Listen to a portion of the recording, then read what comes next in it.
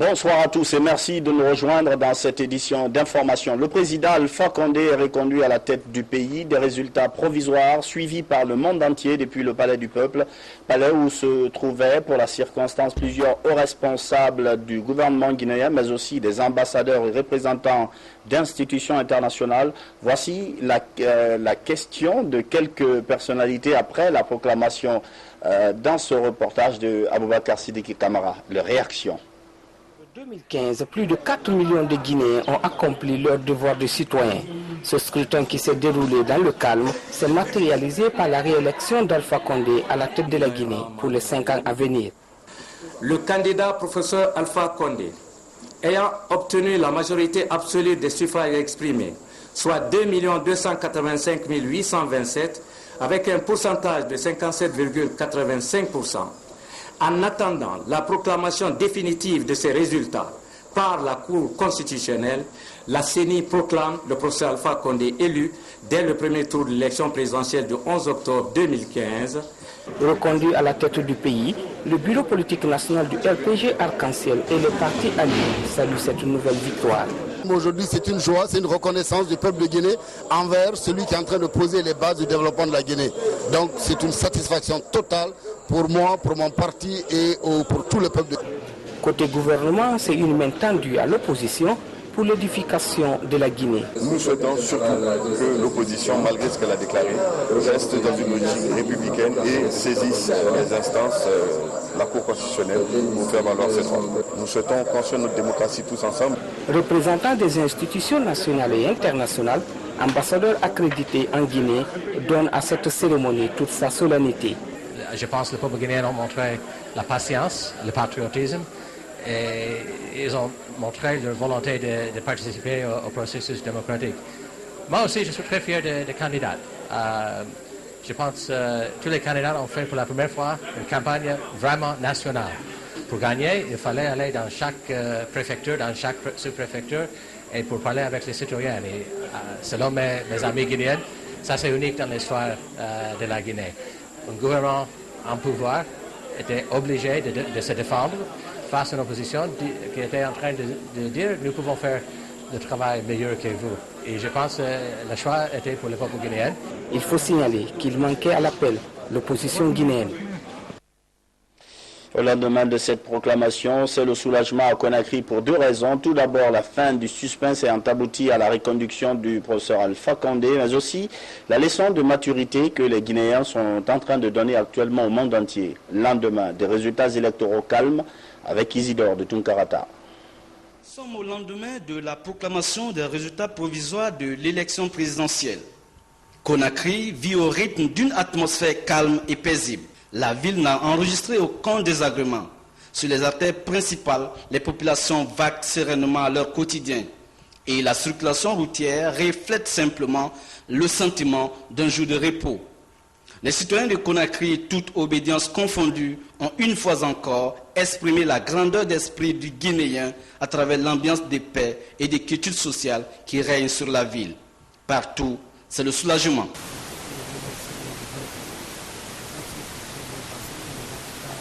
Vraiment, dans mon quartier, ce n'est que la joie. Parce que ceux qui ont perdu ont accepté leur défaite et on fait la fête avec les autres. Et ceux qui n'ont pas eu cette année, ils n'ont qu'à attendre, se patienter. Nous allons accepter ces résultats-là pour que la paix règne dans notre pays. Parce que la Guinée, avant tout, nous devons tous placer la Guinée en premier lieu avant les intérêts. Sursaut patriotique, maturité politique, le Guinée a donné la preuve à la suite des résultats provisoires de l'élection présidentielle. Comme pour dire que les appels des religieux, des sages, des femmes, des politiques, des partenaires et des artistes sont tombés dans de bonnes oreilles. Chez nous ici, tout se passe bien. Pas de querelle, pas de bagarre. Nous sommes tous de même père et de même mère. On est content que l'élection se soit déroulée sans problème. Nous, dès après la proclamation du résultat par la CENI hier, il n'y a pas eu de bruit chez nous. Il y a un calme qui règne dans la cité. J'ai demandé à la population de rester calme, d'éviter la violence. En attendant les résultats définitifs, les Guinéens tous unis espèrent que ce climat de stabilité et de sérénité va perdurer le long de tout le processus pour garantir l'avenir de la démocratie en Guinée. Près de 58%, un score qui rappelle deux mots, confiance et reconnaissance, et qui attend d'être validé par la Cour constitutionnelle. Désormais, la Guinée a le regard tourné vers ses grands rendez-vous d'avenir, notamment le défi de développement. L'opposition, elle, devra encore attendre 5 ans, le temps pour elle de se préparer selon l'esprit même du jeu démocratique. Kamara Boubacar. Science républicaine, c'est ce que l'opposition guinéenne doit encore démontrer. Après la proclamation des résultats provisoires globaux, la prochaine étape dans le processus électoral est l'arrêt de la Cour constitutionnelle. Il évalue les recours des candidats et proclame le vainqueur de cette course à la présidence de la République. En attendant, les résultats bruts diffusés hier par la CENI expriment la confiance renouvelée des électeurs au professeur Alpha Condé, candidat du RPG Arc-en-Ciel. Le 11 octobre dernier, près de 58% des électeurs guinéens se sont prononcés librement en faveur du maçon qu'ils ont vu au pied du mur. Ces 5 dernières années, Alpha Condé a prouvé que le budget national peut servir à changer radicalement le visage de nos régions. En dépit des crises, des projets pharaoniques à la dimension du barrage hydroélectrique de Kalita sont réalisables en Guinée. Des routes aménageables et des hôtels 5 étoiles peuvent pousser du sol guinéen comme des champions. L'État, à travers la justice, les forces de défense et de sécurité, l'administration publique, est perfectible par des réformes courageuses. Le jour du scrutin, les Guinéens ont impressionné une nouvelle fois par leur degré d'intérêt au choix de leur président. 68% de taux de participation. Dans l'ensemble, tous réclament plus d'État, plus de démocratie, plus de croissance économique, d'emplois, de santé, de sécurité, des kilomètres de routes et j'en passe. Le profil idéal à leurs yeux correspond à celui présenté par le candidat du RPG Arc-en-Ciel. C'est le verdict provisoire des urnes que le principe du jeu démocratique exige de respecter. Aux perdants donc de ronger leurs freins et de prendre leur mal en patience. Le gagnant d'aujourd'hui n'a-t-il pas attendu son heure de gloire pendant 40 ans? C'est connu, la victoire vient toujours à point pour celui qui sait attendre. Et c'est en cela que la patience passe science. Pour l'intérêt de la nation, aucun sacrifice n'est vain, aucune retenue n'est de trop. La Guinée, cette terre si riche en potentiel, a plus que jamais besoin de stabilité. Pour éviter de faire des vagues hier soir et ce matin, le camp victorieux a le triomphe modeste dans la capitale et à l'intérieur du pays. C'est le signe d'une volonté de rassembler les Guinéens pour relever ensemble les défis qui interpellent le pays. Hier soir même, juste après la proclamation des résultats, le professeur Alpha Condé, vainqueur, a écrit sur sa page Facebook, je cite, « Merci de la confiance renouvelée si brillamment. Maintenant, regardons la même direction pour faire de la Guinée une nation unie et prospère. Je sais compter sur votre patriotisme. » Fin de citation. Et ce dimanche, les femmes leaders de Conakry saluent la victoire du président Alpha Condé. Elles ont exprimé leur satisfaction cet après-midi en promettant d'accompagner le chef de l'État dans cette nouvelle aventure. Cheikh Sankon. Cette mobilisation des femmes leaders fait suite à la proclamation des résultats provisoires de la présidentielle du 11 octobre. Pour ces braves pionnières venues de la commune de Matoto, il faut se réjouir de l'élection de leur candidat dès le premier tour. On a voté, notre leader a gagné, nous femmes de Guinée, femmes de Matoto.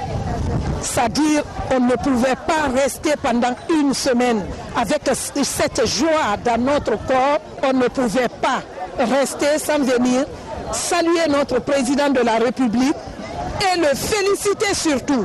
Cette rencontre très civilisée de ces femmes a été rendue possible grâce à la bienveillance du sage El Hadj Nanasouna Yansane et d'autres personnes ressources. Alpha est quelqu'un derrière lequel on était obligé de s'allier car c'est un combattant qui a pour mission sacrée de développer sa nation à travers ses œuvres réalisées. Après le premier résultat d'hier, provisoire, ça n'a pas pu retenir ni les militants ni les militantes. Les femmes ont dit, laissez-nous manifester au moins notre joie. C'est la reconnaissance d'un peuple par rapport aux actes posés par le président de la République. Je pense que depuis 5 ans, le président de la République a posé des actes Aujourd'hui, les femmes ici présentes, on voulait rendre hommage au président par rapport à cette réélection. L'élection du professeur Alpha Condé dans le premier tour, selon les premiers résultats proclamés par la CENI, est considérée par ces femmes comme un vote rectificatif après l'échec aux législatives du parti au pouvoir au niveau des 5 communes de la capitale. Un indice du bien-être psychologique des Guinéens au lendemain de cette proclamation, c'est la réouverture ce matin de quelques boutiques et magasins du grand marché de Madina. Les activités devraient reprendre intensément dans les prochaines heures. En tout cas, le ministre de l'Intérieur aujourd'hui s'est porté garant de la sécurité des commerçants et de leurs biens. Algassimou Diallo. C'est fréquent à Conakry. Les manifestations politiques donnent l'opportunité à certains de casser et vider des magasins et boutiques. Pour remédier à cette pratique désastreuse pour l'économie, le ministre de l'Intérieur échange avec les commerçants de Madina, route Niger, dans la commune de Matam. Dans ce plus grand centre commercial du pays, Dr Mahamoud Sissé prône la non-violence après les élections. Nous allons faire notre travail. Assurer la sécurité individuelle, la sécurité collective, la sécurité intérieure et la sécurité extérieure. C'est ça notre travail. On fera notre travail. Conscients des conséquences de l'insécurité dans la cité, ces commerçants, avec l'appui du ministre de l'Intérieur, comptent se donner la main pour sécuriser davantage le grand marché Madina. Ceux qui se livrent à des actes de vandalisme, de pillage, ils seront attrapés et ils se feront appliquer sans pitié la loi. Ils n'ont pas le droit de vous inquiéter, de vous tomber dessus, de piller votre richesse. Ils n'en ont pas le droit. Le ministre de l'Intérieur invite aussi les commerçants et les populations à la vigilance et à la culture de la paix. Pas de violence post-électorale pour l'instant. Les Guinéens ont relevé ce défi. L'explication se trouve dans la démarche personnelle de chaque citoyen à préférer la paix, mais aussi dans les prières. Ce matin à Dubrika, les sages ont encore lu le Coran pour implorer le Tout-Puissant à maintenir cette ambiance de paix. Nabi Zakaria Kamara. Cette cérémonie de lecture du Saint-Coran est initiée par la coordination préfectorale du RPG Arc-en-Ciel en collaboration avec le directoire de campagne de Dubrika, au lendemain de la proclamation des résultats provisoires du scrutin présidentiel. Elle vise à remercier et exprimer la reconnaissance des membres du parti à Allah le Tout-Puissant pour le bon déroulement de l'élection présidentielle du 11 octobre dernier dans la paix et la quiétude, mais surtout de la réélection du chef de l'État, le professeur Alpha Condé. C'est les raisons de reconnaissance envers Dieu, le miséricordieux, pour ce qu'il a fait pour notre candidat, le professeur Alpha Condé. Être élu dès le premier tour, nous sommes retrouvés ici aujourd'hui pour implorer Dieu, pour demander la grâce de Dieu et pour dire à Dieu que nous sommes contents. La lecture du Coran est faite pour l'ensemble du peuple de Guinée, pour que nous puissions continuer dans la sérénité et la paix qui ont émaillé et qui ont caractérisé cette élection présidentielle. À l'occasion, les fidèles ont plusieurs fois lu le Coran entier pour implorer la grâce divine et sa miséricorde afin qu'il continue à maintenir un climat de paix, de concorde et d'acceptation entre les enfants de Guinée. Je pense qu'on n'a jamais assez de prières et c'est grâce à ces prières que le pays avance, que la paix et l'harmonie règnent entre les fils de ce pays. Alors je souhaite qu'il en soit ainsi sur tout le territoire national, que les Guinéens se retrouvent en frères dans la plus grande fraternité et que les Guinéens soient solidaires les uns des autres et que la Guinée puisse avancer. C'est un message Et ce message veut dire que la Guinée regarde dans la même direction. La Guinée, le peuple de Guinée reconnaît le bilan du professeur Alpha Condé. Et c'est un message aux dirigeants de ce pays pour rassembler davantage les Guinéens, pour renforcer, donner la priorité au raffermissement de l'unité nationale, parce que la Guinée constitue un peuple uni et indivisible. Je pense que ce que Doubrika est en train de faire, c'est ce qu'on devait faire avant de fêter. On doit d'abord remercier le bon Dieu, faire des prières pour la paix, pour la quiétude sociale et pour le renforcement du tissu social en Guinée. Tous les Guinéens sont égaux devant le bon Dieu. La lecture de Khatoumul Kouan et des bénédictions ont mis fin à cette cérémonie de lecture du Saint-Coran ici à Doubrika. La religion, puisqu'on en parle ce mois chez nos amis et frères catholiques, est réservée à la célébration du rosaire, une prière pour la paix et l'unité. L'Église universelle prie pour les enfants. En Guinée aussi, c'est pareil. Les jeunes ont beaucoup médité. Marie-Angélique Bangoura.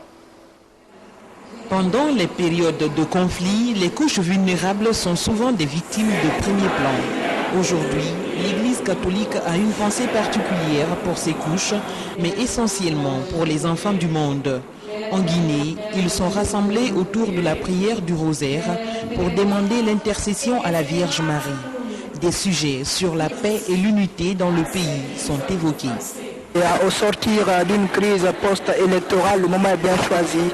La paix et l'unité pour moi sont une valeur évangélique, mais aussi une valeur humaine que toute personne doit et peut embrasser. Ainsi, la Guinée aussi est appelée avec les enfants à écouter la plainte de ces tout petits afin de promouvoir cette paix, cette unité. C'est l'initiative qui est proposée depuis 2005 à Caracas pour que les enfants à travers le monde créent une chaîne, une longue chaîne de prière. Que les enfants prient ensemble à travers le rosaire, qu'ils élèvent ensemble leur cœur et leur voix vers Dieu pour lui demander la paix pour les familles, la paix pour le monde. La situation de la Guinée préoccupe ces tout-petits. Au cours de ces prières, chacun dit son intention personnelle.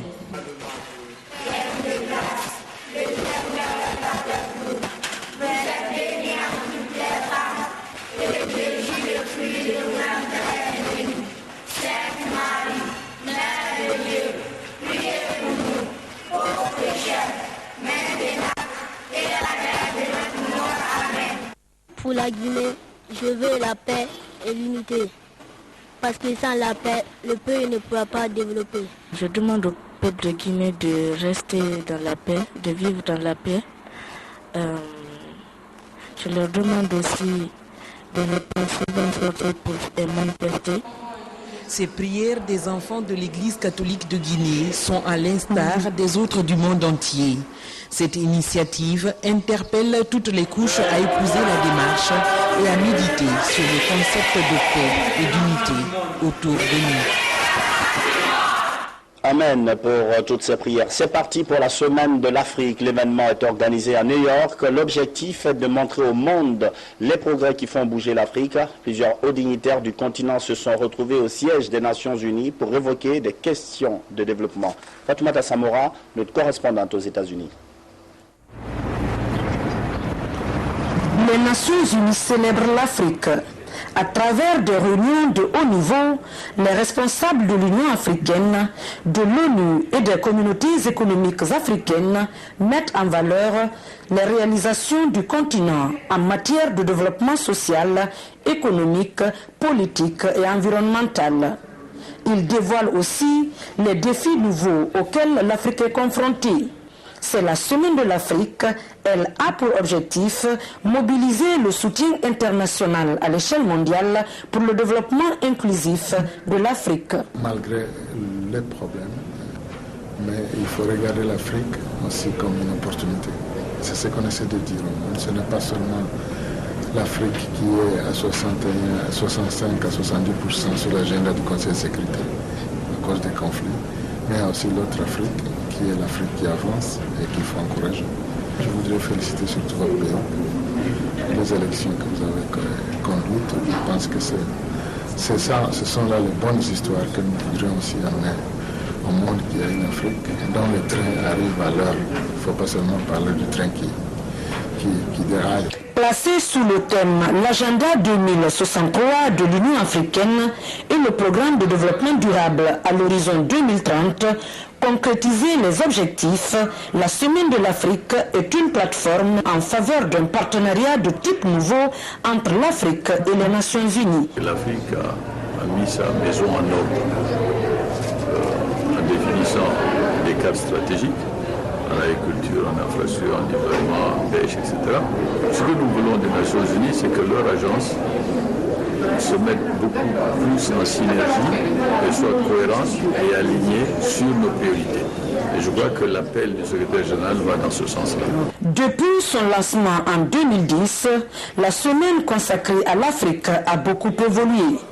Cette année, elle s'est focalisée outre sur les priorités de développement des pays membres de l'UA, mais aussi la paix, la sécurité et les droits humains. Toutes choses qui concourent à une prise de conscience collective des impératifs du moment. Sport football enfin, une bonne nouvelle, elle est pour les supporters du Horea de Conakry et une victoire pour le niveau du championnat Ligue 1 Nima Mining. Le gardien de l'équipe nationale du Mali vient de signer un contrat au Horea, durée de l'aventure 3 ans. Mamie Belamou. Après le sacre, le Horea Athletic Club de Conakry continue à renforcer son effectif. Le dernier venu est le gardien de but des Aigles du Mali. Germain Berthet vient épauler Hadim Diaye pour un contrat de 3 ans. La signature du dit contrat s'est déroulée au siège du Horea en présence de plusieurs membres du club. Comme nous allons en ligue professionnelle, nous allons tourner comme une équipe professionnelle de 25. Quand il y a une sorte de méforme ou de blessure qu'on ne souhaite pas, les 5 qui sont là viennent en fonction des postes. Donc c'est pourquoi on a pris une équipe secteur par secteur, une équipe équilibrée et tous les postes sont doublés. C'est pourquoi vous avez vu que notre faiblesse était le second gardien qu'il fallait avoir. Aujourd'hui on a 2 gardiens, on ne saura pas, c'est l'entraîneur qui va les départager parce que ces 2 grands, aujourd'hui ils font partie des 4-5 meilleurs gardiens d'Afrique. L'ex-sociétaire des 11 créateurs du Mali s'engage à honorer les clauses du contrat qui le lie désormais au club champion de Guinée. Je suis là pour reconnaître le drapeau, comme je venais de dire, le drapeau coréen. Je vais donner le meilleur de moi, c'est-à-dire pour pouvoir atteindre l'objectif. Parce que, comme le président vient de me dire, ils ont l'intention d'aller trop loin. Et avec ça, nous sommes s'il plaît à Dieu, nous allons aller. Le Horea, qui s'apprête à défendre les couleurs de la Guinée à la Ligue des champions africains, ne compte pas s'arrêter là. Le joueur congolais Trésor Poutou du TP Mazembe est aussi attendu les jours à venir. Et c'est la fin de cette édition d'information. Merci de votre fidélité à la télévision guinéenne. Bonsoir.